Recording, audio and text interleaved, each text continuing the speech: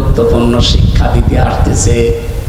এই কোরবানির শিক্ষা যদি আপনি এবার না নিয়ে 22 দিন পরে যদি আপনি আবার ভুলে যান, এই দেশটা কিন্তু আর রাখতে পারবেন না। একবার একটু হাতছাড়া হয়ে 15.5 বছর চলে গেছে, এবার যদি হাতছাড়া হয়ে যায় 15.5 বছর না 32 বছর চলে যাবে। আশা করছি আপনারা বুঝেছেন, ইঙ্গিত দিয়েছি আমরা সব এখন সব ভুলে একটু ধৈর্য ধারণ করে সামনের কিছুদিন আমরা চলা লাগবে। আন্তর্জাতিক ষড়যন্ত্রগুলো এখনো বন্ধ হয়নি, দেশীয় ষড়যন্ত্র চলছে। কোরবানি দেওয়ার মাধ্যমে আমরা আল্লাহর নৈকট্য অর্জন করতে চাই। আল্লাহ যেন তৌফিক দেন, আমিন। আপনারা আর 5-7 মিনিট পরে আজান হবে, এরপরে ওনাদের কারি সাহেবরা আসবে। আমরা মোনাজাতের মাধ্যমে শেষ করছি। এই যে গাড়ি আছে না, মেয়েদের আমি বই লিখেছিলাম মেয়েদের জীবন নিয়ে, কারাগারে বসে বসে, ওটা নিয়ে যেয়ে পড়াবেন, কাজে লাগবে। আল্লাহুম্মা আমিন। মাগরিবের পরে কারি সাহেবরা আসবে, আন্তর্জাতিক কারিরা আসবে, তেলাওয়াত করবে, আপনারা একটু শুনবেন এসা পর্যন্ত ইনশাআল্লাহ। লা ইলাহা ইল্লা আনতা সুবহানাক ইন্নী কুনতু মিনাজ জালিমিন। এই মোনাজাত বসে করেন, মোনাজাত একটু বসে করেন, মাথা নিচু করেন, মাথা নিচু করেন, চক্ষু বন্ধ করেন। রব্বানা আতিনা ফিদ দুনিয়া হাসানা ওয়া ফিল আখিরাতি হাসানা ওয়া কিনা আযাবান নার ওয়া আদখিলনাল জান্নাতা মা'আল আবরার ইয়া আজিজু ইয়া গফফার ইয়া রাব্বাল আলামিন। রব্বুল আলামিন, সারা জীবন অপরাধ করে জীবনটা নষ্ট করে ফেলেছি। এমন কোন পাপ নেই যা আমাদের জীবনে নেই। এগুলো যদি আমাদের শরীরে লেখা থাকতো, মানুষ আমাদেরকে কুকুরের মতো ঘৃণা করে তাড়িয়ে দিত। মানুষ কিচ্ছু জানে না। তোমার সাত্তার নামের ওসিলা যেভাবে পাপগুলো গোপন রেখেছো, কিয়ামতে কোটি কোটি মানুষের সামনে ওপেন করে দিও না, এই নামের ওসিলায় তুমি গোপন করে দিও আল্লাহ। মন থেকে আজকে সবাই আমরা মিলে তওবা করছি, জেনে শুনে সামনে আমরা কোনো অপরাধ আল্লাহ এরকম একটা মন আমাদেরকে তুমি তৈরি করে দাও। শয়তানের ধোঁকা থেকে আমাদের মনটা, এই শরীরটা, এই চোখটা, এই মুখটা, এই হাতটা তুমি বাঁচিয়ে দাও। এ মাহফিলের আয়োজন করতে গিয়ে তোমার বান্দা কারি মাসুম বিল্লাহ ভাই বহু চেষ্টা চালিয়েছে এলাকার মানুষকে নিয়ে। এটা রাতের বেলা অনুষ্ঠান ছিল, মিস্টেক হওয়ার কারণে আজকে দিনের বেলা হয়ে গেছে। যতটুকুই বলেছি এগুলোর উপরেই তুমি আমল করার তৌফিক দাও। এলাকায় মাটির নিচে যারাই ঘুমিয়ে আছে, একজন শহীদ দেখলাম শুয়ে আছে, শহীদ আমানুল্লাহ। আল্লাহ তোমার শহীদ বান্দার ওসিলায় এলাকায় যত মানুষ কবরে আছে, কবরগুলো জান্নাত বানিয়ে দাও। আমার মা বোনেরা পর্দার আড়ালে বসে আছে, সম্মানিত মা বোনদেরকে খাদিজার মতো, আয়েশার মতো বানিয়ে দাও। অনেকের স্বামী অবাধ্য আছে, বাধ্য করে দাও। সন্তান অবাধ্য আছে, আল্লাহ তুমি বাধ্য করে দাও। স্বামী সংসারে তুমি মেহেরবানি করে শয়তানের ধোঁকা থেকে বাঁচিয়ে শান্তি দান করো। আমার মা বাবাকে মাফ করে দাও, আমার স্ত্রীকে কবুল করো, আমার সন্তানগুলোকে ফাতেমাতুজ জাহরার মতো বানিয়ে দাও। রব্বুল আলামিন, তোমার যে ছোট ছোট যুবক বান্দারা, মাসুম বাচ্চারা এই মাহফিলের জন্য চেষ্টা চালিয়েছে, কষ্ট করেছে, শ্রম দিয়েছে, অর্থ সম্পদ যারা ব্যয় করলো, এদেরকে যে মা পেটে নিয়েছে, মায়ের পেট তুমি খাদিজাতুল কুবরার মতো বানিয়ে দাও। এলাকার মানুষের অভাবগুলো দূর করে দাও, স্বভাবগুলো ভালো করে দাও। সম্মানিত সভাপতি আমার আরাফাতের ভাই হাজী সাহেবকে মঞ্জুর করো। বারাকাল্লাহু লানা ওয়া লাকুম ফিল কোরআনিল আযীম। আল্লাহ আমাদেরকে তুমি এখন হাবিলের ভূমিকা আদমের সন্তান হিসাবে পালন করার তৌফিক দাও, আমরা যেন কাবিল হয়ে না যাই। যার মাধ্যমে এসেছি এই কারি সাহেবের সম্মান মর্যাদা আরো বাড়িয়ে দাও, তার মা বাবাকে মাফ করে দাও। যে বাড়িতে এসেছিলাম, যে বাড়িতে এসে বসেছিলাম, ওই বাড়ির উপরে তোমার রহমত নাজিল করো আল্লাহ। কারি সাহেব তার মাকে বাবাকে হারিয়েছে, তার মাকে তুমি বাবাকে তুমি কবরের ভেতরে জান্নাতুল ফেরদাউস নসিব করো। জনাব আব্দুল হান্নান সাহেব মারা গেছেন, সাবেক ইমাম, আল্লাহ তুমি তাকে কবরে জান্নাত দান করো। এলাকার মানুষের উপরে তোমার খাস রহমত ঢেলে দাও। কোরআনের ইজ্জতে আগামী বছর পর্যন্ত আসমান জমিনের বালা মুসিবত থেকে এদেরকে বাঁচিয়ে রাখো আল্লাহ। বারাকাল্লাহু লানা ওয়া লাকুম ফিল কোরআনিল আযীম। জীবনের শেষ কথা যেন এটা বলতে পারি, লা ইলাহা ইল্লাল্লাহু মুহাম্মাদুর রাসূলুল্লাহ। জানা 5 মিনিট আছে, তাড়াতাড়ি বইটা। আপনি কি যাই তাই মনে করেন 2-1 টাকা 36,000 কোটি, এত বড় দরবেশ, এত বড় সাদা মনের মানুষ যদি এরকম কাদা মার্কা কাজ করে, তাহলে যারা একেবারে কাদা ওরা কি করেছে আপনি বলেন? এই যে গত বর্ষা দিন রিপোর্ট বেরিয়েছে, হাসিনার ছেলের শুধুমাত্র বিদেশে পড়তে 400 কোটি টাকা খরচ হয়েছে।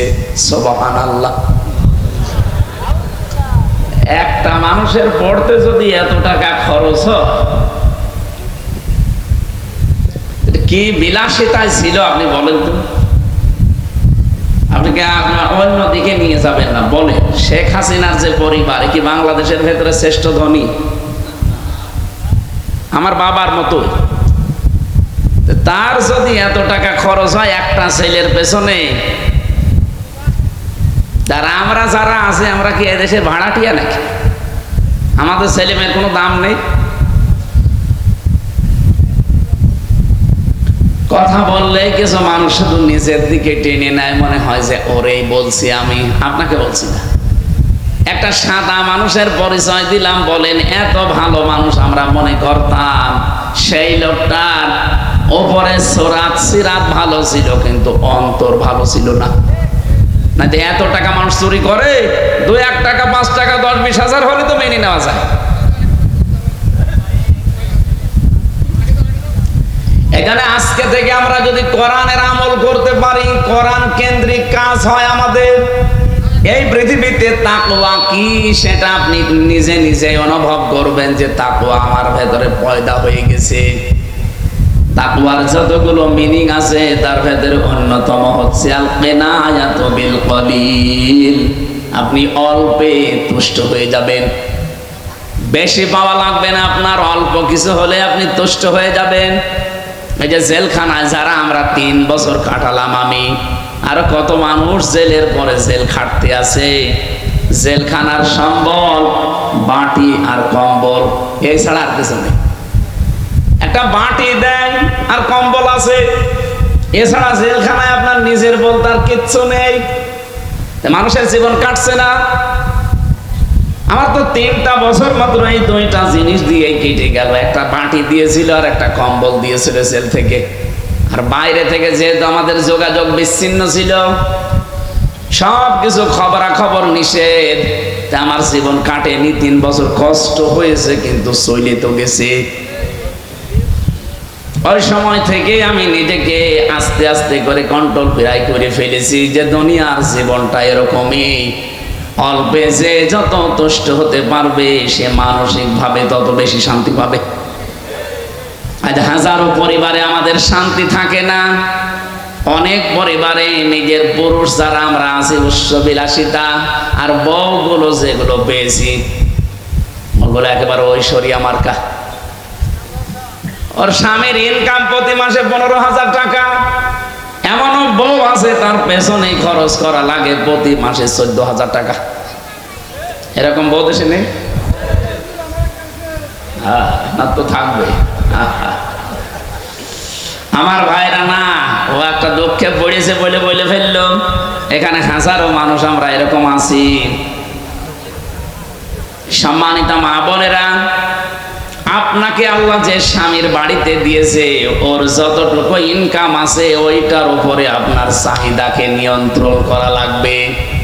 কি কথা বলেন? এখানে আপনি যদি এখন ঐশ্বরিয়ার মতো ভাব নেন যে না আমি ওইভাবে চলবো, তা আপনার স্বামী কি ওর স্বামীর মতো ইনকাম করে? আপনাকে তো আল্লাহ সলিমদ্দির বাড়িতে না পাঠিয়ে সালমান এফ রহমানের বাড়িতে পাঠাতে বাধ্য তার বউ করে। তখন আপনি মন মতো খরচ করতেন। যেহেতু ওই জায়গায় না দিয়ে এরকম একটা গরিব মানুষের বাড়িতে আপনাকে দিয়েছে, সে তো সুতরাং এর যতটুকু ইনকাম আছে এতটুকুর উপরে নিজের চাহিদাকে ঠিক রাখবেন। দুনিয়াতে এবং আখিরাতে উভয় জগতে কামিয়াবি হওয়ার জন্য এইটা আমার মনে হয় এখন খুব বেশি দরকার। বেশি বেশি পাওয়া, বেশি বেশি পাওয়া, এই পাওয়ার আকাঙ্ক্ষা মানুষের কাটে না ওই দিন পর্যন্ত যতদিন চোখ বন্ধ না হয়। আলহাকুমুত তাকাসুর হাত্তা যুরতুমুল মাকাবির। রব্বুল আলামিন বলেন মানুষ বেশি বেশি পাওয়ার জন্য মহা অন্ধ হয়ে গেছে। এ ঘোর কাটে না ওই দিন পর্যন্ত যতদিন ওর কাছে আজরাইল না যায়। ঘর একদিন ঠিকই আপনার কাটবে, সোজা আপনি হয়ে যাবেন। যেভাবে সোজা কথা বলছি আমিও নিজেও সোজা হয়ে যাব, কিন্তু চকলেটের মতো মুড়িয়ে একটা পেঁয়াজ দিয়ে যখন সোজা করে রাখবে ওই সময় আপনি যদি বাঁকা হয়েও কোনো জায়গায় পড়ে মরে যান, তাও যারা নিয়ে মাটি দেবে ঠিক চকলেটের মতো লম্বা করে 3 পেঁয়াজ দিয়ে সোজা করে দেবে, নাকি বাঁকা করে দেয়?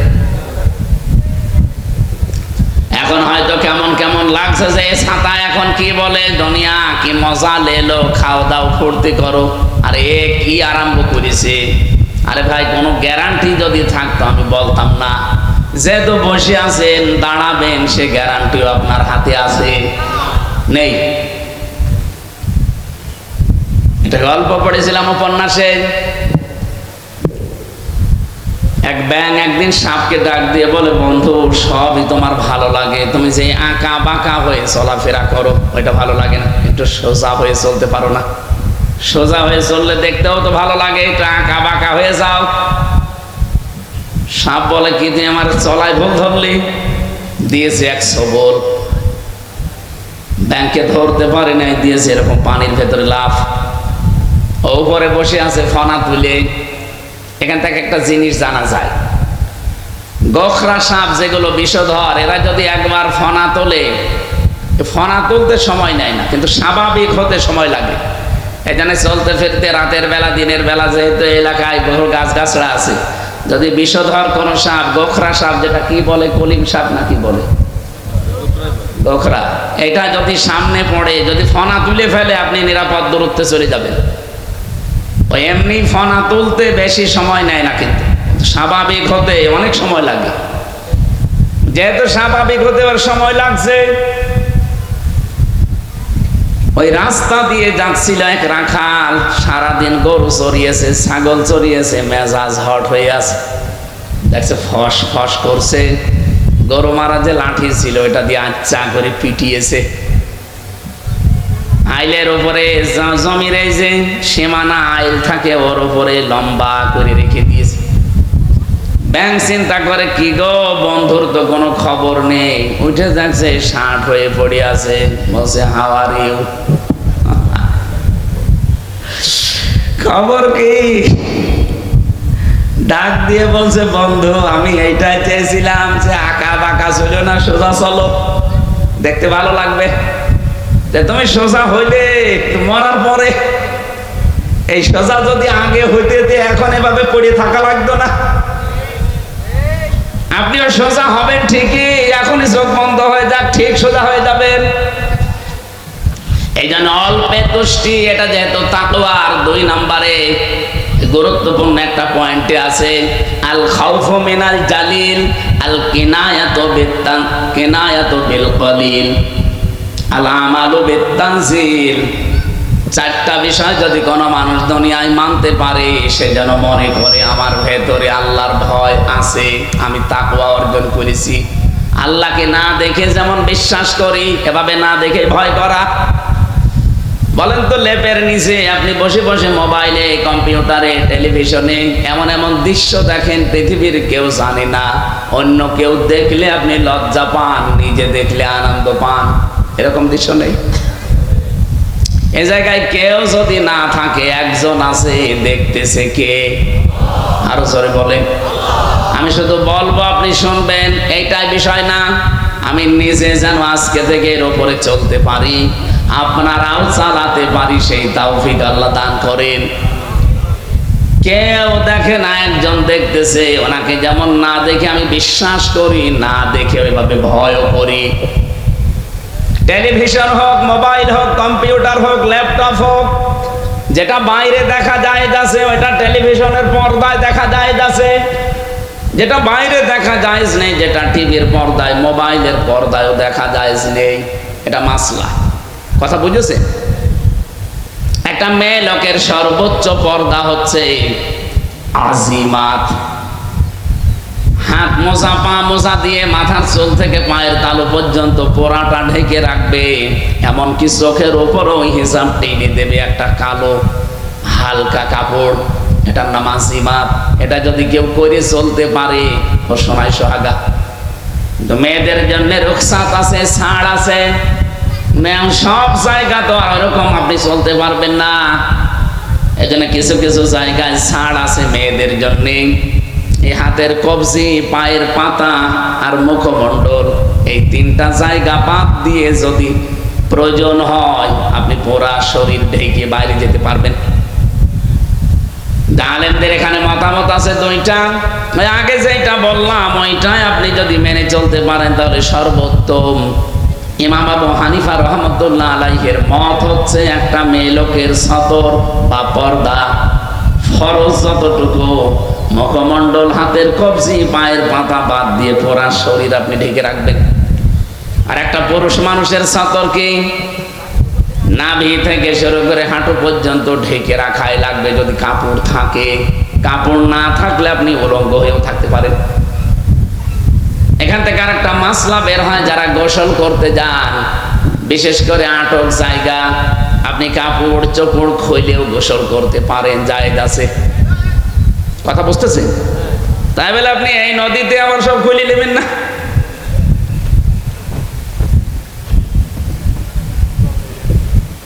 পোশাকের যে মাত্রাটা বললাম নারী পুরুষের, বাংলাদেশে বহু মানুষ আমরা দেখি বউকে আমরা শাড়ি কিনে দেই, মেয়েকে শাড়ি কিনে দেই না। এটা দিয়ে পর্দা আদায় হয় না, নামাজও হয় না। কারণ নামাজ পড়তে গিয়ে যদি আপনার মাথা থেকে রুকু সেজদা দেওয়ার সময় শাড়ির আঁচল পড়ে যায়, চুল যদি বের হয়ে যায়, আপনার নামাজ ভেঙে যাবে, শেষ। এই জন্য এই মাসলাটা খেয়াল রাখবেন। আমার মনে হয় প্রতিটি মেয়ে লোকের সালোয়ার কামিজ এই পোশাকটাই অভ্যস্ত হওয়া দরকার। 350, 400, 500 টাকা হলে জিনিসও হয়ে যাবে, পর্দা আদায় হবে, নামাজও হবে, খরচও বাঁচবে। ওই 3000, 4000 টাকা দিয়ে শাড়ি ও ছাতা না কিনলেও আমার মনে হয় এখন ভালো আপনারা এইটা কিনে দেবেন। আমি মদিনার মিউজিয়ামে গিয়েছিলাম, হযরতে ফাতেমাতুজ জোহরার পোশাক আমি দেখে এসেছি। ওটা ওনার পোশাক কিনা আমি জানি না, কিন্তু লেখা আছে হাজিহি লিবাসুন লিবাসাতুন ফাতিমাতুজ জোহরা রাদিয়াল্লাহু তাআলা আনহা। এটা ফাতেমাতুজ জোহরার পোশাক। এ পর্যন্ত হাতা দেওয়া আছে, পা পর্যন্ত লম্বা। মেয়েরা এরকম পোশাক বানায়, আমার মনে হয় পড়লে আপনার সব কিছুই ওকে থাকবে। হঠাৎ করে কোনো পুরুষের সামনে পড়ে গেলে আপনার ফরজ বিধান পর্দা লঙ্ঘন হবে না। আমার কথা বোঝা গেছে নাকি বলেন? আমার শাড়ির এই কালচারটা বাদ দিয়ে এই পোশাকটাই অভ্যস্ত হবেন মেয়েরা। আমি যে কথা বলতে চাচ্ছি, কোরআনের আমল করা, এটার নাম তাকওয়া। সুতরাং আজকে থেকে আপনি কাজ কারবার করলেই দেখবেন এটা কোরআন কেন্দ্রিক হয় কিনা। যদি দেখেন না কোরআনে নিয়ম নীতি নেই, দেখবেন কোরআনের ব্যাখ্যা হাদিস কোনো কিছু পাওয়া যায় কিনা। এখন যদি বলেন এত কিছু করতে হলে তোমার আলেম হওয়া লাগবে, কে বলেছে আপনাকে? ইসলামের মৌলিক কয়েকটা নীতি, খুব বেশি না। আপনি একাধারে প্রতিদিন আধা ঘন্টা করে সময় দিয়ে যদি 1-2 মাস একটু দেখেন, আপনি ইসলাম মানতে পারবেন। অন্তত ফরজ বিধানগুলো কারো কাছে জিজ্ঞাসা করা লাগবে না। হ্যাঁ, আপনি যদি একেবারে কোরআন বুঝে একেবারে সেই আল্লামা সাঈদীর মতো পড়তে চান, তাহলে তো 10-12 বছর সময় এমনি দেওয়া লাগবে। অখলনা সাথীরা বাসে একটু খেয়াল করেন, আমি যে কথা বলতে চাই, আল্লাহর হাত থেকে যদি আমরা পুরস্কার নিতে চাই, আমল করা লাগবে বাবা যেটা দিয়েছে ওইটা, না কোরআনের। আমার হাকামা বিহি আদালা, যারা কোরআন দিয়ে বিচার করে তারা ন্যায় বিচার করতে পারে। আজ 54 বছর বলেন তো কোরআনের বিচার একটাও হয়েছে? ন্যায় বিচার পাবেন কি করে? ন্যায় বিচার যে ছিল না এর প্রমাণ তো আমি নিজে। 3টা বছর ওরা বিনা কারণে আমাকে আটক করেছে এবং যত কষ্ট দিয়েছে আমার সহ্যের বাইরে চলে গেছে। 3 বছর একাধারে একটা ঘরের ভেতরে, তাও ফাঁসির কন্ডেম সেলের ভেতরে, যেখানে মার্ডার মামলার আসামিদের রাখা হয়। বড় বড় খনি সন্ত্রাসী যাদের কোনোদিন আর বের হওয়ার সম্ভাবনা নেই তাদেরকে রেখে দেয়, অথচ আমারে রেখে দিয়েছে ওই জায়গায়। আরে ভাই রেখে দিলি দে, অন্তত সোজা করতে দিবি না বাড়িতে? 3 বছর ওরা আমার বাড়িতে কে আছে না আছে আমি জানতামই না। বের হয়ে শুনলাম আমার দাদা মরে গেছে, আমার নানি মারা গেছে, আমার এক চাচাতো ভাই মরে গেছে, কিছুই জানতাম না।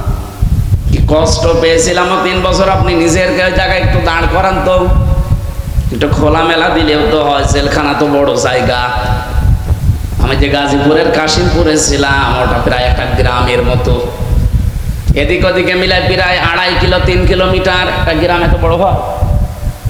4 জেল মিলে এত বড় বিশাল জায়গা। জেলে থাকলে অত কষ্ট হতো না, কিন্তু শয়তানরা রেখেছিল ফাঁসির কন্ডেম সেলের ভেতরে। আবার 24 ঘন্টা তালা লাগানো, সিসি ক্যামেরা দেওয়া, কেউ জানে আমার সাথে কথা না বলে। এমন 2 জনকে দায়িত্ব দিয়েছিল জেলার আর সুপার, 2টায় মালায়ন, একটা সুব্রত বালা আর একটা দেবদুলাল। এর হাতে দেখতাম লাল সোতা পাতা আছে, 2টা ভয়ের এজেন্ট। এই জন্য আলেমদের প্রতি এত কষ্ট ওদের।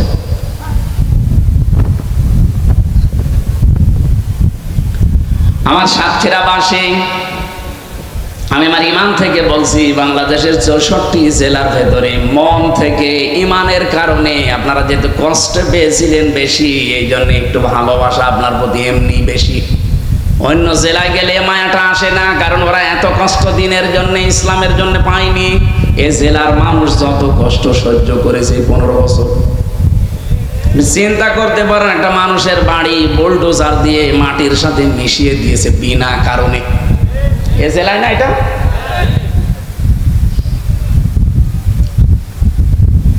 কোরআনের বিচার আমরা পেলাম না। 54 বছর চলে যাচ্ছে দেখতে দেখতে। এটা যে থাকলে কেমন লাগে। আমি মালয়েশিয়া কয়দিন আগে ছিলাম, ওখানে কোরআনের বিচার ফুল নেই, কিন্তু যতটুকু ওরা অন্তত মেনে চলে অতটুকুই শান্তিতে আছে। সৌদি আরবে ছিলাম আমি, ওখানে কোরআনের বিচার 100 ভাগ পাইনি, হয়তো 60 ভাগ আছে 100 ভাগের ভেতরে, তাই যে শান্তিতে ওরা থাকে। মালয়েশিয়া বিশ্ববিদ্যালয়ে গিয়েছিলাম, আন্তর্জাতিক বিশ্ববিদ্যালয় যেটা, ওখানে 120টা দেশের ছেলে মেয়েরা পড়াশোনা করে। অন্যান্য দেশের ছেলেরা আমারে বলছিল, হুজুর এই যে মোবাইলটা, এই মোবাইলের দাম প্রায় 80,000 টাকা এখানে পড়ে আছে, শুধুমাত্র এর পাশ দিয়ে যদি বাংলাদেশ আর ভারতের লোক না যায়, এ কিয়ামত পর্যন্ত পড়ে থাকবে, কেউ নেবে না। কিন্তু বাংলাদেশের আর ভারতের লোক যদি এর পাশ দিয়ে যায়, গায়েব হয়ে যাবে। আমার মুখ থাকে ওখানে, কারণ আমার বাড়ি কোথায়। আমার কথায় আপনি আমারে বাস দিলেন। যে মোবাইলটা পড়ে আছে, বিশ্বের অন্য কোন দেশের লোক যদি পাশ দিয়ে হেঁটে যায়, 120টা দেশের মানুষ পড়ে ওখানে, এতগুলো দেশের ছেলে মেয়ে।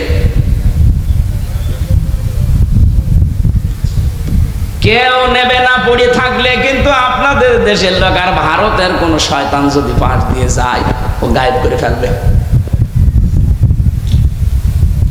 তারপর ও দেশে যদি চুরি করলে হাত কেটে দাও, এই আইনটা থাকতো, আমাদের 2 দেশের মানুষও নেওয়ার সাহস পেত না।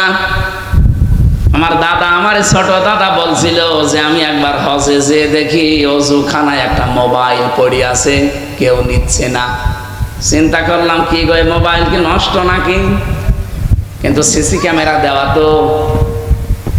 মনে মনে ভয়, যদি হাত দেয় আর ধরা পড়ে যায়, দেশে গেলে মানুষ বলবে হাজী সাহেব চোর, কারণ হাত কেটে দেবে। কি করি, কেউ তো নেয় না, সব চলে যায় আশপাশ দিয়ে।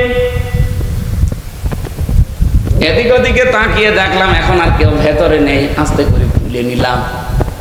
হারানো জিনিস ওই মসজিদে নববীর সামনে একটা ঘর আছে, ওখানে জমা দেয়, ওখানে জমা দিলাম। ওনারে জিজ্ঞাসা করলাম, ভাই এই মোবাইলটার দাম কেমন হবে? ওনার ভাষা দিয়ে আমারে জিজ্ঞাসা করছে, ইয়া হাজিউল হুজ্জাত আইনা বিলাদুকা, হাজি দেশ কোথায়? যে তুমি বাংলাদেশ। বাংলাদেশ থেকে এসেছি। উনি ওনার ভাষা দিয়ে বলছে, হাজি যে মোবাইলটা পেয়েছেন এই মোবাইলটা বাংলাদেশের টাকার মান অনুযায়ী ৭২,০০০ টাকা, তাও ১৬ সালে। এখন তো আরো বেড়ে গেছে, ওটা লাখ পার হয়ে যাবে। ৭২,০০০ টাকার মোবাইল ওই সময় পড়ে আছে, কেউ নিচ্ছে না। এদেশে থাকবে ৭২ পয়সা রেখে দেন তো থাকে কিনা? যে কথা তুলেছিলাম এইটাই বলার জন্য, কোরআনের বিচার যদি আমরা সত্যি পেয়ে যেতাম এই দেশে, ৭২,০০০ টাকার মোবাইল না ৭২ কোটি টাকা পড়ে থাকলেও কিয়ামত পর্যন্ত ওখানেই থাকতো। এরকম একটা বিষয় আল্লাহর নবী বানিয়েছিলেন সমাজ ব্যবস্থায় কোরআন দিয়ে, সেটা এখনো আছে আমাদের কাছে, কিন্তু আজ পর্যন্ত কোরআনের বিচার কি একটাও আমরা পাইনি। আরো দু একটা যেগুলো আছে হালকা পাতলা, ওইগুলো তুলে দেওয়ার জন্য আন্তর্জাতিক ভাবে কিছু ষড়যন্ত্র চলছে। এই যে নারী কমিশন যাদেরকে বসিয়েছে, আপনি কি মনে করছেন এদের পেছনে কেউ নেই? অনেক রাগে পয়েল আছে। আন্তর্জাতিক ভাবে এরা চক্রান্ত করে আগস্টের ৫ তারিখের পর থেকে চেষ্টা চালাচ্ছে। ওদের ৩১৮ পৃষ্ঠা পড়ার রিপোর্ট আমি পড়ে দেখেছি কয়দিনে। পড়াটা পড়ে দেখলাম কোরআনের ১০টা আয়াতকে ওরা মানে না। কোরআনের একটা অক্ষর না মানলে যেখানে ঈমান থাকে না, কাফের হয়ে যায়। আর সেখানে 10টা আয়াত অলরেডি অস্বীকার করেছে। এই যে পারিবারিক জীবনে আমরা জমি জায়গা ভাগ করি, এক ছেলে যা পাবে 2 মেয়ে তাই পাবে, এই নিয়মটা কার? আরো জোরে বলে। যদিও সাতক্ষীরায় অনেক এমন ভালো মানুষ আছে যারা এই নিয়ম মানে না। ছেলের নামে সব লিখে দেয় আর মেয়ের মাথায় হাত দিয়ে বলে, মা তোর জন্য দোয়া করে দিলাম। টাটকা নির্ভেজাল শয়তান। তুই দোয়া তো করবে, ওরে ফাঁকি দিলি কেন? 16 সালে আমার সাথে হজে গিয়েছিল ফরিদপুরের একজন। ও যাবার সময় আমার গল্প করছে, আমার পাশে বিমানের সিট পড়েছে, বলছে হুজুর কাজ একটা করে এসেছি। কি? জমি জায়গা দোকান পাট যা ছিল সব ছেলের নামে লিখে দিয়েছে। আসার সময় 2টা মেয়ে ছিল, ওদের মাথায় হাত দিয়ে বললাম কাবা শরীফে যাচ্ছি, দোয়া করে দেব। আপনার হজ বাংলাদেশে যাওয়া দূরের কথা, জেদ্দার বিমানবন্দরও পার হবে না। আপনি কিসের দোয়া করতে এসেছেন এখানে? আপনার নিজের গুনাহ তো মাফ হবে না। আপনি শরীক ফাঁকি দিয়েছেন। কান খাড়া করে শোনেন, সাতক্ষীরাবাসী যারা শরীক ফাঁকি দেন, বোনের জমি, ভাইয়ের জমি, মেয়ের জমি, জনগণের কোন সম্পদ যদি শরীক কেউ ফাঁকি দেন, 2টা সমস্যায় আপনি পড়বেন। 1 নম্বরে যেদিন শরীক ফাঁকি দিয়েছেন ওই দিন থেকে যতদিন বেঁচে আছেন যা ইবাদত বন্দেগী করবেন একটাও কবুল হবে না। এখানে যদি এরকম কেউ থাকেন যারা ভাইকে ফাঁকি দিয়ে জাল দলিল করে নিজের নামে লিখে নিয়েছেন, এমন ভাই এসব নেই? হ্যাঁ, যদি এরকম কেউ থাকেন আজকে যে ওটা ফেরত দেবেন। অনেকে মনে করে বোনেরটা ফাঁকি দিলে মনে হয় সমস্যা নেই, কারণ আমার আপন বোন, আরো ডবল গুনাহ হবে। একদিকে আপনি শরীর ফাঁকি দিলেন, আর একদিকে আত্মীয়তার সম্পর্ক সমস্যা করলেন। আমি কাউকে কিছু বলবো না, চোখ বন্ধ করে আছি। সত্যি করে বলেন তো, বোনকে ফাঁকি দিয়েছেন যারা, একটু হাত তুলে দেখান, ওরা দেখুক।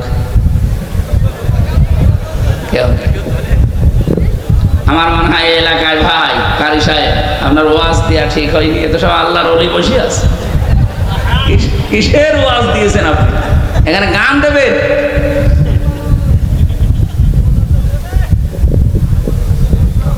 আপনি একটু ভাবেন তো নবীর এই হাদিসের দিকে তাকিয়ে, যেই দিন আপনি বোনের জমি, ভাইয়ের জমি, ফুফুর জমি, চাচার জমি অথবা নিজের মেয়েকে ফাঁকি দিয়ে অন্য উল্টা পাল্টা করে গেলেন, কিসের নামাজ পড়লেন, হজ করে আসেন, আপনি তাহাজ্জুদ পড়লেও তো ওই দিন থেকে কবুল হওয়া সব বন্ধ।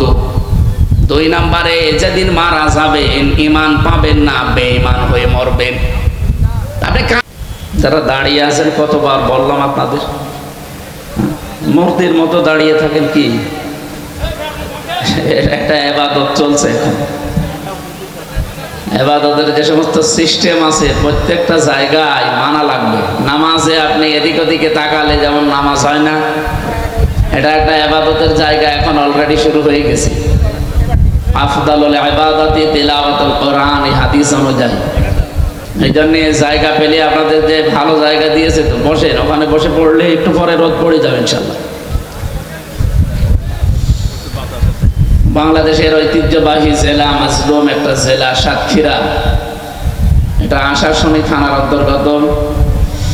দরগাপুর গ্রামবাসীর উদ্যোগে ষষ্ঠ বাৎসরিক পবিত্র কোরআনে কারিমের মাহফিলের সম্মানিত সভাপতি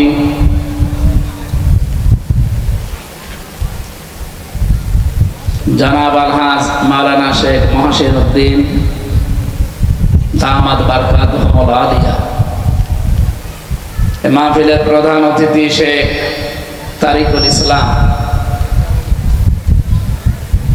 বিশেষ অতিথি হিসাবে উপস্থিত আছেন অনেকগুলো মানুষের নাম আপনারা দিয়েছেন।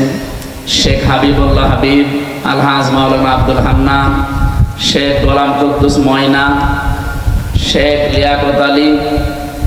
শেখ কি ওই শেখ নাকি? ওই শেখ তো সমস্যা।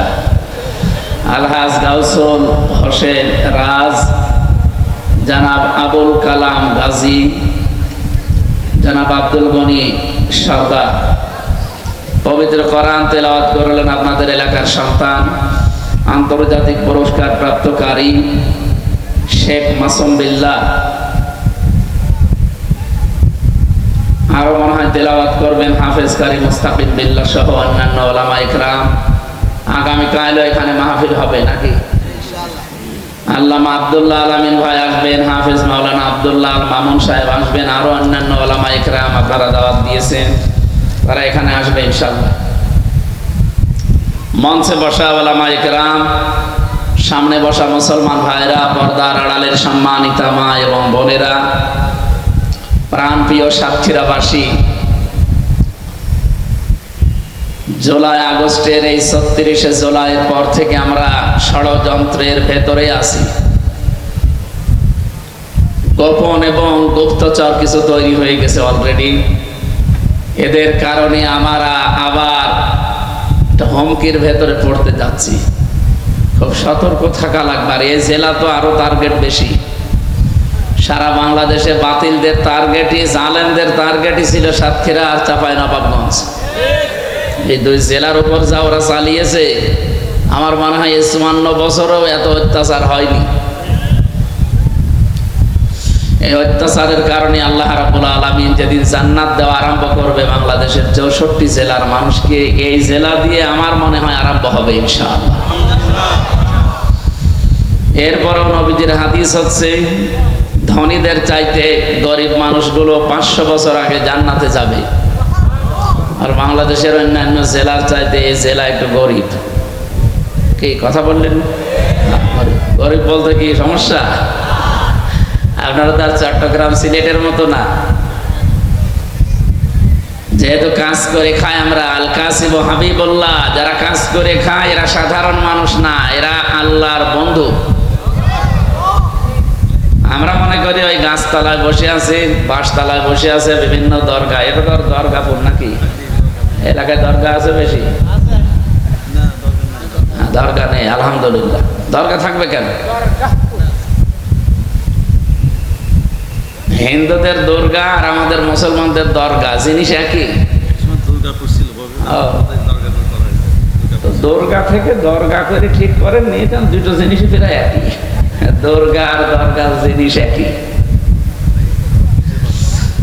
আমরা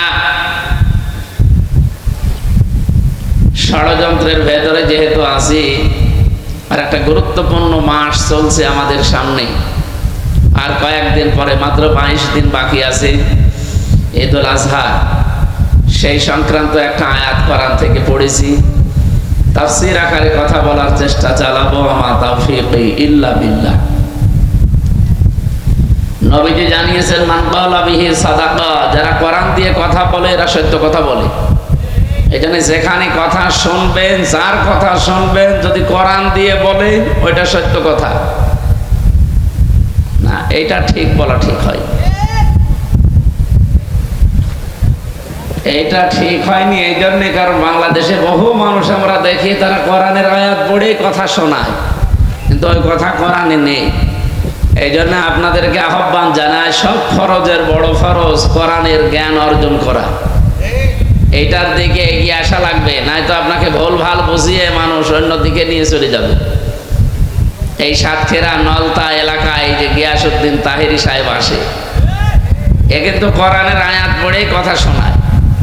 যারা হালকা পাতলা একটু কোরআন বোঝে ওদের জিজ্ঞাসা করেন তো, কি কোরআনের উপরে আছে না বাবার দিকে চলে গেছে? কোরআনের আয়াত তো ঠিকই পড়ে, কুল হু আল্লাহু আহাদ, হে নবী আপনি বলেন আল্লাহ এক, এ পর্যন্ত ঠিক আছে। এরপরে এই যে কানে হাত দিয়ে শুরু করে, এই নবী কোন নবী? ফাতেমার বাবা। ফাতেমাকে হোসাইনের মা, হোসাইনকে কারবালার শহীদ হয়েছিল। আপনাদেরকে আমি কারবালার কাহিনী শোনাবো মাত্র 2 ঘন্টা। আয়াত পড়েছে কি? কুল হু আল্লাহু আহাদ, আর তাফসীর হচ্ছে কারবালা। আমরা যারা সামনে বসে থাকি মনে করি আরে তাফসীর হচ্ছে, বলেন তো এটার নাম কি তাফসীর? আপনি আয়াত পড়লেন কি আর তাফসীর করছেন কি? তারপরেও কারবালার যে শিক্ষাগুলো, কমপক্ষে 10টা মহান শিক্ষা আছে কারবালা, ওইগুলোও যদি বলতো তাও তো মেনে নেওয়া যায়। কোন জায়গায় কি আন্দাজে বানিয়ে বানিয়ে তার নামে চালিয়ে দেয়। আমাদের কণ্ঠ ভালো, গলায় সুর আছে, মানুষ মনে করে না এ কোরআন হাদিসের কথাই বলছে। এই জন্য বাংলার মানুষকে আমরা বারবার জানাচ্ছি, এই দেশে কয়েক প্রকার কথা হয়, তার ভেতরে এই একটা, এটার নাম হচ্ছে আওয়াজ। এটা ওয়াজও না তাফসীরও না, এর নাম কি? আওয়াজ হয়। আমরা আওয়াজ দেব না ইনশাআল্লাহ। এই জন্য আপনি আমি যা বলবো এটা আসলেই কোরআন কি না? কোরআনের কথা তো সত্য কথা, কিন্তু ওইভাবে তো আল্লাহ যেভাবে জানিয়েছে ওইভাবে বলা লাগবে। আপনি যদি উল্টা দিকে চলে যান ওটা কি সত্য থাকবে? ওয়ালিল্লাহিল আসমাউল হুসনা ফাদউহু বিহা ওয়া দারুল্লাযিনা ইলহিদুনা ফি আসমাই। সূরা আরাফের 180 নম্বর আয়াতের প্রথম অংশে আছে, আল্লাহ পাক বলেন দুনিয়াতে বহু সুন্দর সুন্দর নাম আমার আছে, যে নামে পারো আমি আল্লাহকে ডাকো, কিন্তু সাবধান আমার নামকে এলহাদ করা যাবে না। এলহাদ মানে রদ বদল করে দেওয়া, পরিবর্তন করা, উল্টা পাল্টা করে ডাকে, কাটছাট করা। এই যে আল্লাহ আল্লাহ কিছুক্ষণ বলার পর কেউ যদি বলে ইয়ালি বাবা, শালি বাবা, কেল্লা বাবা, ফতে বাবা, এ কি আল্লাহর ভেতরে আছে? এদের আপনি নামই তো পাল্টিয়ে দিলেন। এই জায়গা থেকে আমাদের শিক্ষা নেওয়া লাগবে, কোরআন যেহেতু নিষেধ করছে, আল্লাহ বাদে অন্য কোন নাম এটাকে দেখা যাবে না। হ্যাঁ, যদি জিকিরের শব্দগুলো দিয়ে ডাকেন তাও আংশিক আপনি ডাকতে পারবেন না। সুবহানাল্লাহ এটা জিকিরের শব্দ, আপনাকে পুরাটা বলা লাগবে সুবহানাল্লাহ।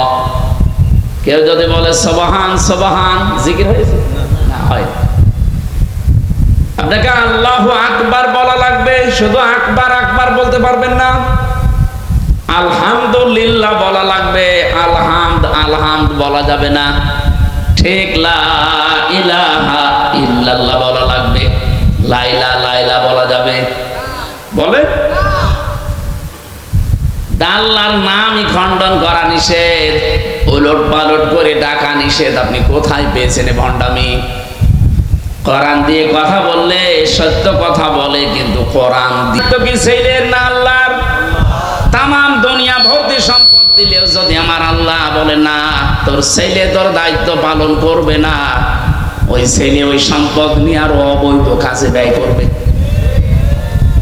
মাঝখান থেকে আপনার জীবনের ইবাদত বন্দেগী গুলো নষ্ট করলেন, আর মরণের সময় বেঈমান হয়ে মরে গেলেন। কারো জন্য কিছু করার দরকার নেই, দুনিয়া পুরাটা একটা ধোঁকা। আপনি মনে করবেন আপনার বউ এও ধোঁকা, আপনার মা বাবা এও ধোঁকা, সব ধোঁকা। আমার কোরআনে কারিমে আল্লাহ জানিয়েছেন, আমাল হায়াতুদ দুনিয়া ইল্লা মাতাউল গুরুর। হে পৃথিবীর মানুষেরা, দুনিয়ার জীবন কিন্তু পুরাটা ধোঁকা। যত কিছুই মরিচিকার মতো মনে হোক না, এ আমারে ছাড়বে না। কে বলেছে আপনাকে? আমি আমার নিজেরটা বলছি, আল্লাহর কসম। কোরআন আমার সামনে। এখন যদি আমি ঘট করে পড়ে মরে যাই, আর আপনি আমার ম্যাডামরা যদি খবর দেন যে হামজা পটল তুলেছে, হ্যাঁ, ও কানবে, আমার ভালোবাসে, কানবে। 2-3 দিন হয়তো কান্নাকাটি করে খাবার দাবারও হালকা পাতলা বন্ধ করে দেবে। 7 দিন পরে দেখবেন স্বাভাবিক হয়ে গেছে। কি কথা বলছেন? 7 দিন পরে স্বাভাবিক হওয়া শুধু না, 1 মাস যেতে যেতে দেখবেন আবার আনন্দ ফুর্তি আরম্ভ হয়ে গেছে দুনিয়ার মানুষের সাথে। খুব বেশি হলো 3 মাস 10 দিনের ভেতর ওর বাবা এসে আমার বাবার কাছ থেকে বলে ওরে নিয়েও চলে যাবে, বলবে ও তো নেই, এখন মেয়ে রেখে করবো কি, ঠিক অন্য জায়গায় বিয়ে দিয়ে দেবে।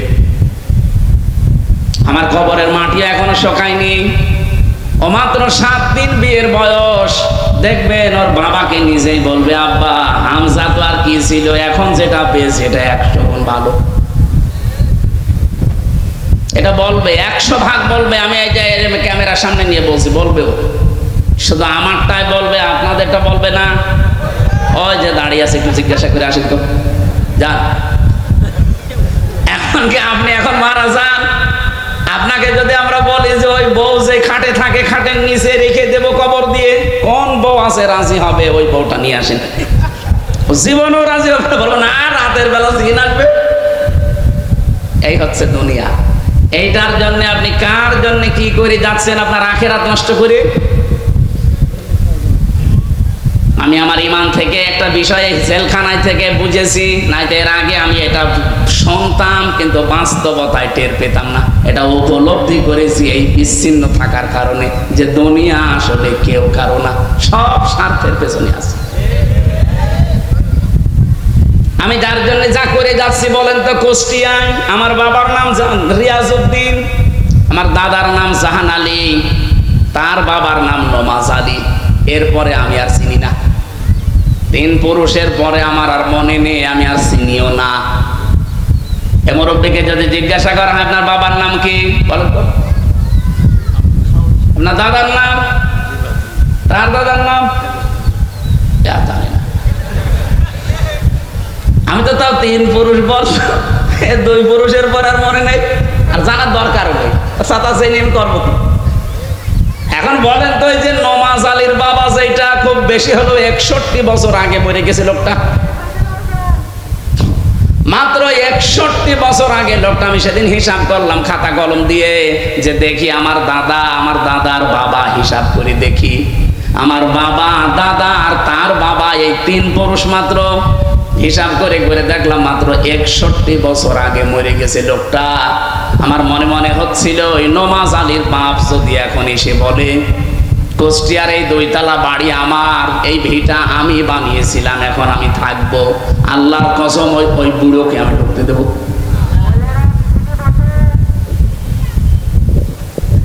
অথচ আসলে কিন্তু এই যে কুষ্টিয়ার যে বাড়িটা আমার, এটা ওই মুরব্বী বানিয়েছিল। এ বিশাল এলাকাগুলো সেই তৈরি করেছিল। মাত্র 60-61 বছর পরে আসলে তারে যদি আমি ঢুকতে না দেই, আমারও 50 বছর পরে যখন আমি মরে যাব, যদি দুনিয়ায় আমি আসি, আল্লাহর কসম আমার বাড়িতে এখন যারা আছে তা আমার ঢুকতে দেবে না। এইটার নাম দুনিয়া। সম্মানিতা মা বোনেরা, এটা সামনে রাখা লাগবে। তাহলে দুনিয়ার জীবনটা যদি আপনার কাছে সত্যিই মনে হয় যে এটা ধোঁকা, আপনি কাউকে ফাঁকি দিতে পারবেন না। যার যতটুকু হক আছে, আপনি আরো দুনিয়ায় জীবিত থাকতে পঙ্খানো আদায় করে যাবেন। কোন স্বামী যদি, স্ত্রী যদি চায় যে আমার স্বামী আরো বেশি দিন বেঁচে থাক আমার সাথে, তার সম্মান বেড়ে যাক, তার সম্পদ আদি আল্লাহ যা দিয়েছে এটা আরো বাড়তে থাক, আল্লাহর নবী বলেন ওই স্ত্রী লোকের উচিত হবে স্বামীকে তাকিদ দেওয়া, পেছনে লেগে থাকা আঠার মতো, যে স্বামী যা করো করো কিন্তু রক্তের সম্পর্কগুলো ঠিক রাখো। যাদের সাথে তোমার রক্তের সম্পর্ক আছে, তোমার বোনের আছে, তোমার ভাইয়ের আছে, তোমার চাচার আছে, তোমার ফুফুর আছে, আমার বংশের আমার শ্বশুর শাশুড়ি যারা আছে এদের আছে, যাদেরই আছে এইগুলো একটু ঠিক রাখো, এদের হক অন্তত আদায় করো। আমরা যেভাবে চলি অন্তত ঠিক আছি। এভাবে যদি তারা উদ্বুদ্ধ করতো, আমার মনে হয় অনেক স্বামী নিজের বোন গরিব বলে অনেকে আমরা পরিচয় দিতে চাই না। ধর্ম আত্মীয় সেই সাতক্ষীরায় প্রতি মাসে 3 বার করে যায়। নাকি আমি বেশি বলে ফেললাম? হচ্ছে না আমাদের মেয়েরা যারা এসেছেন, আমি বারবার অনেক মেয়ে লোক বলে হ্যাঁ হুজুর শুধু আমাদের পেছনেই লাগে। আরে ভাই আপনার পেছনে না, আমি চাই আপনি বেঁচে যান। আপনি ধরা খাবেন। আপনার কারণে হাজারো স্বামী তার মা বাবাকে আলাদা করে দিচ্ছে শুধু আপনার ওই ছোট মনের কারণে। এখানে আমি সহ যত স্বামী বসে আছে, আমি কোরআন মাথায় নিয়ে ওদেরকে বলাতে পারি, একটা স্বামীও মন থেকে বলবে না যে আমার মা বাবা আলাদা হয়ে যাক। আপনি জিজ্ঞাসা করেন কোনটারে জিজ্ঞাসা করবেন করেন, কিন্তু ওখানে যারা বসে আছে বোরকা পরি জিজ্ঞাসা করেন 100টার 80টা বা 90টা মহিলা বলবে যে না আমি ওই বুড়ো বুড়ির সাথে থাকবো না। আপনি নিজের মা বাবা হলে এভাবে আলাদা করে দিতে পারতেন। হ্যাঁ আছে কিছু ভালো আছে হালকা। কয়েকদিন আগে এক এসপি মারা গেছে নিজের গুলি দিয়ে আত্মহত্যা করে, আপনি তার জীবনটা পড়েন। এই বউ শাশুড়ির দ্বন্দ্বের কারণে লোকটা মানসিক যন্ত্রণা সহ্য করতে না পেরে একজন এসপি, চিন্তা করতে পারেন একটা জেলার 2nd কমান্ডে আছে সেই লোকটা, তার প্রতিদিনের উপায় অন্তত চোখ বন্ধ করে থাকলেও 20 লাখ। বিসিএস ক্যাডার কোথায় পৌঁছিয়ে তার জীবনটা অলরেডি কিছুদিন পরে সে এসপি হয়ে যেত, এরপরে ডিসি হইতো, এরপরে রাষ্ট্রের গুরুত্বপূর্ণ কোন দেশের অন্তত রাষ্ট্রদূত হয়ে জীবনটা একেবারে জান্নাতের মতো কাটাতে পারত। পারিবারিক জীবনে ওর বউ আর মা এদের ভেতরে সাপে নেউলের মতো সম্পর্ক। শাশুড়ি যারা এসেছেন শুধু নামাজ পড়া রোজা রাখার কালো বোরকা পরা ইবাদত না, অন্যের একটা মেয়ে এসেছে মেয়েটাকে নিজের মেয়ের মতো দেখতে পারেন না। একটু ভাবা যায় না যে আমার মেয়ে যদি দোষ করতো আমি কিভাবে বকাবকি করতাম না, শিখিয়ে দিতাম। ওইটা একটু মনে করে অন্তত চালিয়ে নেন। বৌমা যারা এসেছে এরা যদি মনে করতো এগুলো আমার মা বাবার মতোই, মা বাবা যদি আমার বেঁচে থাকতো আমার কাছে এইভাবেই থাকতো। আমি যতটুকু বুঝি ভাই ইসলাম আর বাস্তবতা, আজ হাজার পরিবারে শুধু বউ আর শাশুড়ির ছোট মনের কারণে আমরা মানসিক রোগী হয়ে যাচ্ছি। এখানে এরকম রোগী আছেন কার হাত তোলেন তো? একজন। ঠিক আছে, মা বোনদেরকে বলবো নামাজ যেভাবে গুরুত্ব দিয়ে পড়েন, রোজা যেভাবে গুরুত্ব দিয়ে রাখেন, পরিবারটা এইভাবে একটু গুরুত্ব দিয়ে রাখেন, দেখবেন পরিবারে আমার আল্লাহ একটা অনির্বচন সুখ দান করবেন। কোরআনের বিচার ব্যবস্থার কথা বলছিলাম, এটা নেই এই জন্য আমরা আজ অবিচারে আছি। সত্যি যদি এটা আমরা দেখতে পেতাম, কোরআনের বিচার থাকলে আপনি মিনি জান্নাতে বাস করতেন। এইটাই আমরা সামনে কায়েম করতে চাচ্ছি, কিন্তু ষড়যন্ত্র যেহেতু হচ্ছে আমাদের এই জন্য ঐক্যবদ্ধ থাকা লাগবে। আরে ভাই কোন আদর্শ মানেন, কোন দল করেন, সব তো দেখলেন 54 বছরে কি পেয়েছেন আপনি, আপনার বাবা কি পেয়েছে, মরে তো কবরে চলে গেছে সে। এখন আপনাকে কিছু পাওয়া লাগবে দুনিয়ার আখেরাত মিলে। আপনার কপালে যেটা লেখা আছে এটা তো মাস্ট বি আপনি পাবেনই, তার যাতে বেশিও পাবেন না কম পাবেন না। মাঝখান থেকে আপনার আখেরাতটা নষ্ট করেন না, তৈরি করে যান। কোরআনে নামাজের কথা যেহেতু 82 বার আছে, রোজার কথা 1 বার আছে, যাকাতের কথা 82 বার আছে, হজের কথা 1 বার আছে। আর কোরআন দিয়েই পরিবার সমাজ রাষ্ট্র চালানো লাগবে, এটা আছে 918 জায়গায়। কোরআনে কারিমে কোরবানির কথা আছে কয়বার বলেন বলেন? মাত্র 1 বার আল্লাহ দিয়েছেন ওয়ালিকুল্লি উম্মাতিন জাআলনা মানসাকান। এই পৃথিবীতে যত উম্মত আমি পাঠিয়েছি আদম নবী থেকে, প্রত্যেকটা নবীর উম্মতের প্রতি একটা বিধান ছিল, তার নাম কোরবানি। তার নাম কি? আমাদের মাত্র আর 3 সপ্তাহ বাকি আছে। এজন্য অনেকে যারা কোরবানি কিনছেন কিনবেন, এটা কিন্তু সেই আদম নবী থেকে আরম্ভ হয়েছে, কিয়ামত পর্যন্ত বিধানটা চলবে। কোরবান শব্দের শাব্দিক অর্থ নিকটবর্তী হওয়া, নৈকট্য অর্জন করা। আর একটা অর্থ আছে আল্লাহর বিধান। জিলহজ মাসের 10, 11, 12 এই 3 দিনে পশু জবাইয়ের মাধ্যমে আল্লাহর সন্তুষ্টি অর্জন করার জন্য যে কাজ করা হয় এর নাম কোরবানি। কিন্তু কোরবানির বিধানটা শুধু আমাদের প্রতি এরকম, এর আগে যারা দুনিয়া থেকে বিদায় নিয়েছে তাদের ওপর এরকম ছিল না।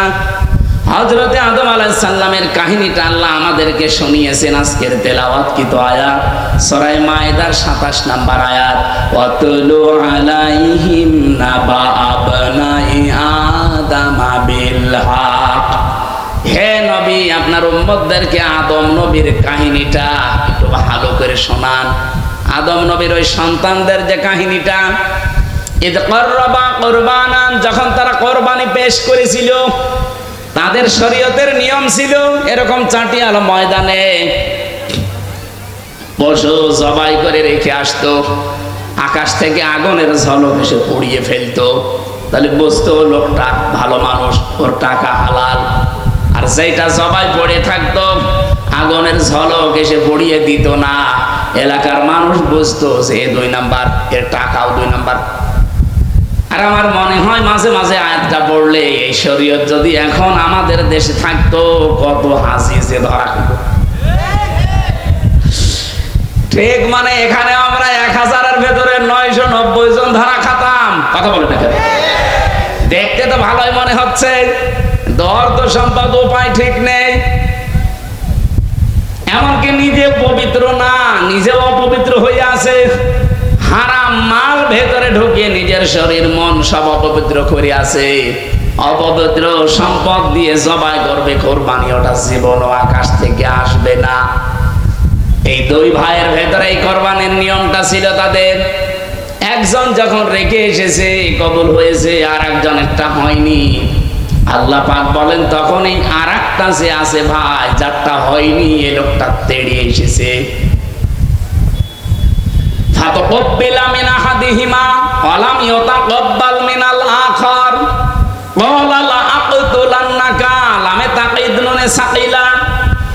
এই কাবিল নামে ভাইটা হাবিলকে ডাক দিয়ে বলেছে, তোরটা কবুল হইল কেন বল, তোরে আমি বাঁচতে দেব না, মেরে ফেলবো। মনে হচ্ছে 1500 বছর পর নবীজির উপরে আয়াতটা নাযিল হওয়ার 1500 বছর পর এখন বাংলাদেশে ঠিক ওই অবস্থায় চলছে। এই দেশে যারা আজ ভালো মানুষ, যাদের কর্মজীবন পবিত্র, যারা মেরে খায় না, চাঁদাবাজি করে না, দালালি করে না, যারা গুপ্তচর না, যারা অবৈধ ইনকাম করে না, ঠিকভাবে চলছে, যাদের দেখে মানুষ ঠিক তাদের দিকে ঝুঁকতেছে। কিন্তু অনেক মানুষ আছে তাদের আর সহ্যই করতে পারছে না, কি করব, পেরে দেওয়া যায় না, ওরে মেরে ফেলবো। বিভিন্ন রকমের বদনাম দিচ্ছে তাদের উপরে। আমি কি বেশি বললাম না? ঠিক আছে, 100 ভাগ ঠিক আছে। আপনি দেখেন আজকে যারা আদর্শের লড়াইয়ে, চারিত্রিক লড়াইয়ে পারে না, তখন তারা ঠিক ওই ফিরে যায়, হয় 47-এ, নয় 52, নয় 71-এ। কেন আপনি এত উপরে ফিরে যাবেন? 71 পার হয়ে যায় 54 বছর আগে। 54 বছরের মানুষ তো এখানে আমরা অনেকে নেই। ওই কথা তুলে আনবেন, 52-র ওই কথা তুলে আনবেন, 47-এর ওই কথা তুলে আনবেন, কেন 24-এরটা আনতে পারেন না? কথার অর্থ যদি না বোঝার ভান করে থাকেন, এমন জোরে কানের নিচে এক থাপ্পড় দেব, আপনি সব বুঝবেন। না, আমি কিছু বুঝি না। এই যে আজকে আন্তর্জাতিক ভাবে, দেশীয় ভাবে রাম আর বামরা সব বুঝে ফেলেছে।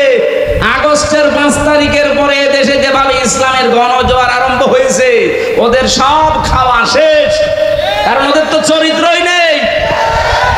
ওরা এখন চরিত্রের কালিমা দেওয়ার জন্য কত রকমের কথা বানিয়ে বানিয়ে, কেন তোর 71 তোলা লাগবে কোন কারণে? আমি কি 71-এ জন্ম নিয়েছি? আমার 92-তে আমার জন্ম। তুই কথা বললে বলবো 32 কি 24-এরটা তো। কাবিল এই লোকটা হারামি ছিল, ওটা কবুল হয়নি। এই জন্য যেই ভাইটা কবুল হয়েছে ওরে মেনে নিতে পারছে না, কি করবে, পারে না। ওর সাথে তখন বলছে, লাখ তোলার নাকা, তোরে আমি হত্যা করবো। হয়েছিল। আমরা আজ হাবিলের যারা আদম নবীর সন্তান হিসাবে হাবিলের মতো আমরা যারা আছি, আমার মনে হয় এখন যে অবস্থা চলছে হাবিলের মতো জবাব দেওয়া লাগবে। বলা ইন্নামা ইয়াতাকাব্বালুল্লাহু মিনাল মুত্তাকিন। হে ভাই কাবিল, আপনার শক্তি আছে, সামর্থ্য আছে, কারণ আপনি আমার বয়সে বড়, আপনার প্রভাব প্রতিপত্তি আছে, আপনাকে আমি মেরে ফেলতে চান, ফেলেন। কিন্তু আল্লাহ এই পৃথিবীতে শুধু মুত্তাকিদের ইবাদত বন্দেগী কাজকর্ম কবুল করছে, করবে। এটা কব্বালু, এটা মোজারে, বর্তমান ভবিষ্যৎ, প্রেজেন্ট ফিউচার। আপনি যতই জোর করেন না কেন, জীবনও আপনি আল্লাহর আস্থা ভাজন, প্রিয় ভাজন হতে পারবেন না। জোর করে কোনো কিছুই পৃথিবীতে আদায় হয় না, সাময়িক হয়, পরবর্তীতে ওর ক্ষতি হয় বেশি। 15.5 বছরে জোর করে কত কিছু করেছিল, একটাও টিকেছে? বলেন। 12,500 কোটি টাকা খরচ করে বানিয়েছিল মূর্তি সারা দেশে, একটাও আছে? একটাও আছে? কুষ্টিয়ার যেটা ছিল এত শক্ত ছিল, শয়তান ভাঙা যাচ্ছিল না, শেষে ভেগুনি এসে ভেঙেছে। পুরা মাটির ভেতর থেকে তুলে ওই গড়াই নদীতে ফেলে দিয়ে এখন ওই জায়গায় আল্লাহ লিখে দিয়েছে। আমার মনে হয় সরকারের উচিত, যেহেতু 92% আমরা মুসলমানের দেশে, এই 12,500 কোটি টাকা তো পানিতে চলে গেল। যেখানে যেখানে এরকম গোল চত্বর করা আছে, এই সব জায়গায় আমার আল্লাহু আকবার এই শব্দটা লিখে একটা পিলার লাগিয়ে দেওয়া দরকার। মানুষ চলতে ফিরতে যেন আল্লাহর নামটা উচ্চারণ করে। এ দাবি আপনারা করেন না? আমি এই ব্রাহ্মণবাড়িয়ায় কসবাতে একটা দেখেছি, আল্লাহর 99টা নাম দিয়ে পিলার বানিয়েছে। চারিদিকে মানুষ 4টা রাস্তার মোড় যাচ্ছে, অন্তত একবার হলেও আল্লাহু আকবার বলছে। আর আমরা 15.5 বছরে আল্লাহু আকবার না, ওইটা দেখেই মনে হয়তো বঙ্গ বল্টু, ও দেখেই মনে হয়তো আমি কই রে, ওই জিকির করলে সওয়াব হবে। একটা মরা মানুষের জন্য যা করা হয়েছে, কেউ যদি আল্লাহর এই পরিমাণ প্রশংসা করতো, আমার মনে হয় আরো খুশি হয়ে যেত। এজন্য আমাদের এখন উচিত হাবিলের পর্যায়ে থাকা, কাবিলের মতো মারদাঙ্গা না। বহু অত্যাচার, জুলুম, নির্যাতন সাথীরা সহ্য করেছে, সামনেও করবে, কিন্তু কোনোদিন কাবিলের মতো মায়ের মুখে আমরা হব না। এগুলোর জন্য আজ যারা উল্টাপাল্টা দোষ দিচ্ছেন আমাদের প্রতি, আমারে যদি এখন বলে যে এটাও রাজাকার ছিল, শয়তান হাসবে, বলবে এর বয়স হচ্ছে 33 বছর, এর বাবা ওই সময় কেবল হয়েছে।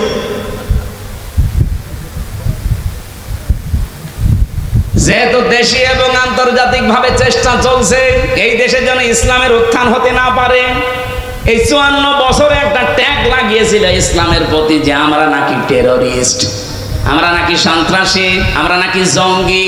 এটা আজ মিথ্যা প্রমাণ হয়েছে, কারণ এই 9 মাস 7 দিন হয়ে গেল বাংলাদেশে আজ পর্যন্ত একটা জঙ্গি ধরা পড়েছে। আসলে জঙ্গি নেই তো ধরা পড়বে কি করে? জঙ্গি বোঝেন আপনি? জঙ্গি বুঝলে সিরিয়ায় যাওয়া লাগবে, জঙ্গি ঠিক করতে পাকিস্তানে যাওয়া লাগবে। মানে কোথায় পেয়েছেন আন্দাজের জঙ্গি? 3 বছর তো আমি জেলে ওদের সাথে ছিলাম, জঙ্গি বলে ওরা কিছু না।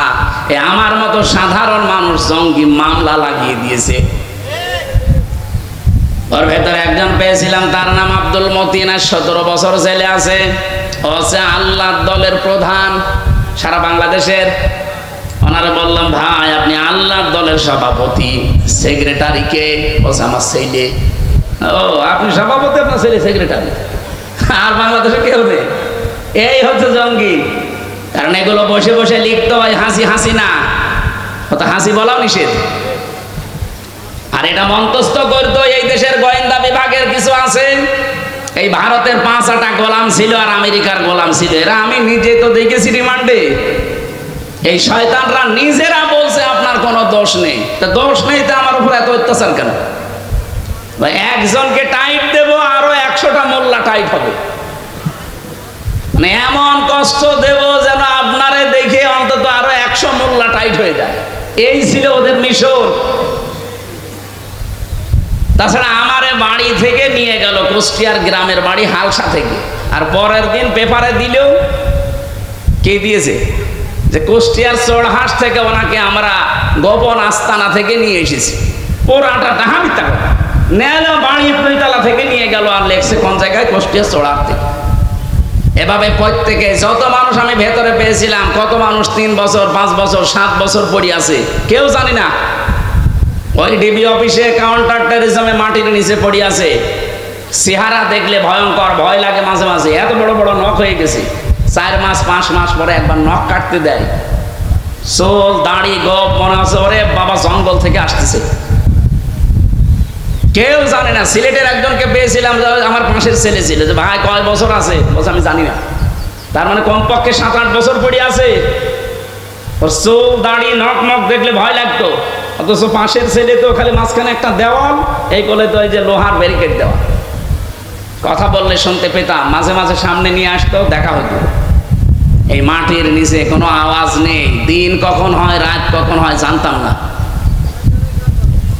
এই শয়তানরা এই কাজগুলো করে এই দেশটাকে আজ 54 বছর এই প্রতিবেশী নামে কলঙ্ক, এই পৃথিবীর নিকৃষ্ট জাতি এই মুশরিক হিন্দু, এই নরেন্দ্র মোদীর যারা আছে, এই সবগুলো মানুষ নামে কলঙ্ক, জানোয়ার এগুলো। এই জানোয়ারদের কারণে এই দেশে ইসলাম যেন উঠতে না পারে, সেই কাজ ওরা করেছিল। আগে ধরেছিল আলেমদের। বাংলাদেশে আলেমরা জঙ্গি আজ 9 মাস 7 দিনে একটাও ধরা পড়লো না।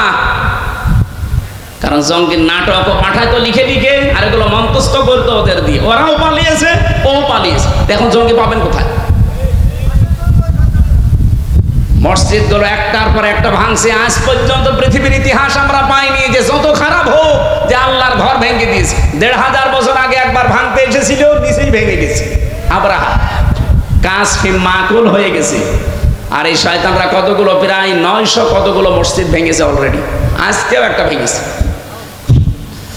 একটার পর একটা আল্লাহর ঘরগুলো ভাঙছে। আর পাকিস্তানে ওরা বলে জঙ্গি আছে, এই জন্য জঙ্গি ঘাটিতে বোমা মারলাম। তো জঙ্গি ঘাটিতে বোমা মারবে, তুই মসজিদ ভাঙলি কেন বলেন?